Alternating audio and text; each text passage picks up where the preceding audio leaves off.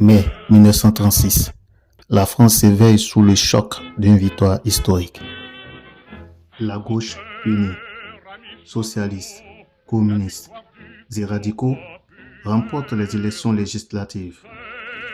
À sa tête, un homme de culture et de conviction, Léon Brun.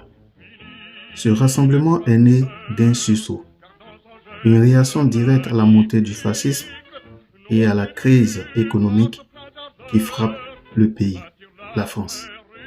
Mais l'histoire ne se joue pas seulement dans les urnes.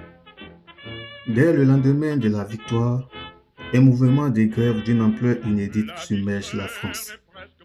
Près de 2 millions de travailleurs occupent les usines.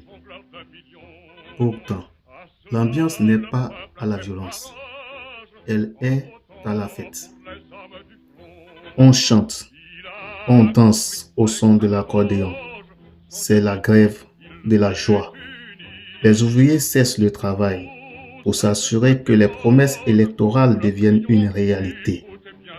Face à cette pression pacifique mais massive, tout s'accélère. Dans la nuit du 7 au 8 juin 1936, sous l'égide du gouvernement, le patronat et le syndicat CGT signent les accords de Matignon. C'est le séisme social. Les salaires sont massivement augmentés. La liberté syndicale est reconnue et les délégués du personnel sont créés. Dans la foulée, la loi vote 2 réformes qui vont changer la vie de la France. La semaine de 40 heures et surtout les 2 premières semaines de congés payés. Pour des millions de Français, c'est la découverte de la mer, des vacances, du temps pour soi. C'est l'apparition des billets de train populaires et des premiers départs à vélo. L'expérience politique sera courte.